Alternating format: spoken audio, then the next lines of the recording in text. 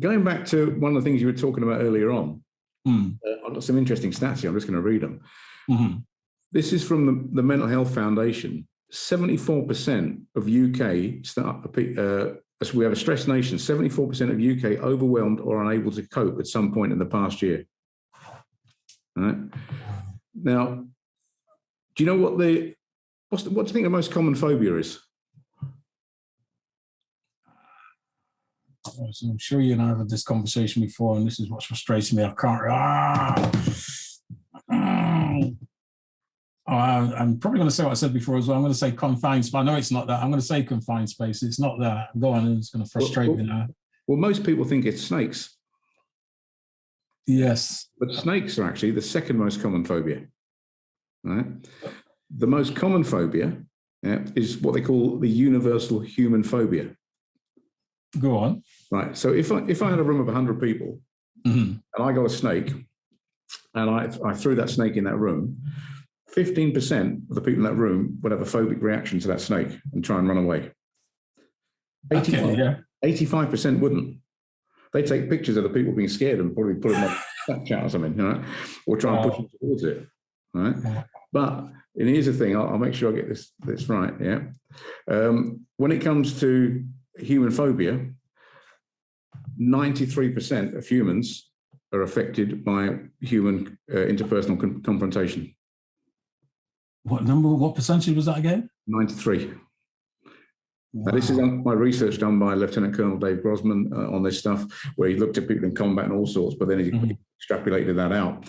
So what we're doing is we're going back to what we talked about before. If we've got people working with lack of resources, lack of backup, dealing with challenging behavior, or dealing with potential violence, we are 93% putting that person in front of something that's going to traumatize them. There's a 93% chance. Yeah. And then if the member of staff, for want of a better word, loses it, uses a technique they weren't trained in, gets it wrong, any surprise? Well, that further compared, didn't 93, by the way, 93% human, that's frightening, isn't it? I'll tell you what, while you're there, let me just check it. It's either please do. Yeah. 93 or it's 97. It's one of the two. Yeah. Hey, come on, mate. Come on, 93, 97, please. Oh, I lie. It's 98. 98? Yeah. What? 98%. I knew it was high. Reading, go on, say that again. I knew it was high. 98%. I just looked at the slide. 98%. But does that go down into elements of that balance between, i.e., being assertive in certain situations when you're not confident that you're going to have a positive outcome, so you're trying to assess the situation yourself? Will elements of that link into that? Yeah, but I mean, you and I both teach conflict management. I mean, you were in the police, I used to be in the prison service. We've had experience of this, dealing with people who are violent. You can give people all the tips and tools and teachings you want, but if that's not built on solid foundation, it's going to go. It's short-lived. It's like putting a piece of sellotape on a wooden table and calling it a veneer. It's going to peel off. And core things. I mean, I meditate. During pandemic, I came out and told people this is what I do. I've been meditating for 30 years. And I do that because it helps me build resilience. Because if you want to stay calm in a situation when things are escalating, how are you going to train your body to do that? And they say to you, take a few deep breaths. Okay, take a few deep breaths. Then you have to take another few deep breaths, take another few deep, and you've got to keep doing that in the situation. Yes. But it's like anything. It's like muscle memory. You do it. I mean, I do. I used to do 10 minutes in the morning, 10 minutes in the evening. I now do about 40 minutes in the morning, about 40 minutes in the evening. Sometimes in the morning, if I've got a clear desk, I'll do an hour or two. Right. Okay. And things don't faze me, because it helps you put things in perspective. Mm-hmm. So, I mean, I read a report years ago from the NHS that said, people need to be more compassionate. You need to have more compassion. So I went to this event and they were all talking about this report. And I said, look, compassion's mentioned X amount of times in this report. They went, yeah. I said, I agree with you totally. Everyone should be more compassionate. How do we train for it? And they went, what do you mean? I said, well, you can't just be compassionate unless you're lucky. I said, how do you train? You've got to train to be compassionate. And they went, well, you learn things like conflict resolution. I said, no, it's not, that doesn't teach you to be compassionate. That teaches you tips and skills and trainings for dealing with people who are violent and aggressive. How do you become more compassionate? And they said, we don't know. All right, really? So I said, well, I can answer it for you. And they went, all right. I said, no, I'll put a training course on, you can pay to come. Good man. If you meditate, you naturally become more compassionate. And people get this thing that they, when I came, the pandemic, I thought, I'm going to tell people I meditate. It was like coming out of the closet and saying you were gay. Honestly, people going, well, you meditate? Well, what's wrong with you? Yeah. If you're a trainer, you must be all this roughy toughy thing. No, mate, I meditate. And I wanted people to understand that if people like me are doing it, then people like them can do it. Because if you can meditate. And during the pandemic, it was a phenomenal thing. But we got 1 hour, all right, just 1 hour of focused concentration doubles the neurons in your brain associated with what you're focusing on. Right? All right, okay, right. So everything we have is connected to a network in the brain. So the way you're sat now with your arms folded, that's connected to a network in the brain. So when you sit down, you do that again, and the network grows the more you do it. If you do 1 hour focused concentration on anything, being more compassionate, being happy, being more loving, or just your breathing, bang, your network doubles, and it doubles again, and it doubles again, right? Now, Einstein said the 8th wonder of the world is compound interest. So if you're doing this and you're doubling this, it's great. But this works for anything. If you practice a technique and you focus on that technique for an hour a day, the network in your mind doubles with it. Yeah. But what are people focusing on all day? EastEnders, coronation crap, Hollyoaks, or what it's called. Right? Sit there and watch this nonsense. What's the other one? Love Island. Oh, that's back. Again? I saw you on there. You look a bit steady, mate. Must have gone straight out of the water. Right. But how many people do you talk to that go, oh, I'm fed up with this, I'm fed up with that, I hate my job, I hate the cat, the world's a pain in the arse. I was talking to someone the other day, he went, oh, Britain's come the dogs, I said, is it? He went, yeah, it's crap, really crap. I hate living here. I said, well, go and live somewhere else. They said, it's not that easy. Oh, so their mind, every day, they must be getting out of bed, putting their feet on the floor and going, oh, another shit day in paradise. They're just going to develop a mental network in their brain that's going to hone in more on that. Then they're going to watch the news and take all that mundungus in. Here, there's one for you. See this bloke here? Okay, yeah. Right? This is obviously a Buddhist monk. He was held in captivity by the Chinese and tortured for 6 years. Okay. When he finally escaped, he got to America and he went to a hospital and he had gangrene in his leg. So the doctor said, look, we need to amputate your leg below the knee. If we don't take it off below the knee, it's going to come a point we have to take it up, take your leg off, above the knee and under the hip. If you don't just do that, you're going to die. The gangrene will get in your system and you'll die. He wrote to the Dalai Lama and said, what do you think I should do? Dalai Lama said, look, the body heals itself. Why don't you meditate on healing and heal yourself and be a role model for other people? He meditated for 4 hours a day. Right? 2 years later, no gangrene. Oh, really? Yeah. I mean, there's a book there. You can get it off Amazon and go and read it. We can borrow mine if you want. But this is not a unique thing. A friend of mine had cancer. He won't mind me telling you. And he's a Christian guy.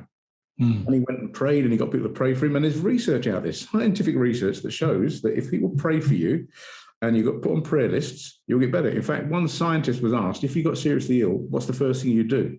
He said, I'll do 2 things.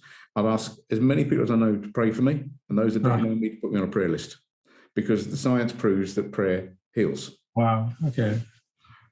But, and by the way, I ask people, do you pray? They go, I pray. Do you meditate? No. Like it's not, it's like you're asking them to eat something terrible. I say, well, you don't pray and you'll meditate. You just do it the wrong way. If I sit there and I go, oh, it's another shit day in paradise, that's a prayer. Just do it. Okay. Yeah? If I'm sitting there watching something and I'm focusing on it and I'm taking it in and I'm hating it, that's meditation. It's just a crap meditation. Yeah, I suppose when we've all been in hard times, we've asked for support from somebody somewhere, if you get my drift. When I know there's no atheists in trenches. Good point, actually. But just linking back as well, though, because about the compassion, etc., and like you said, i.e., let's say conflict resolution as the heading itself, is one of the issues, though. As and when we do that successfully, it's almost impossible to measure.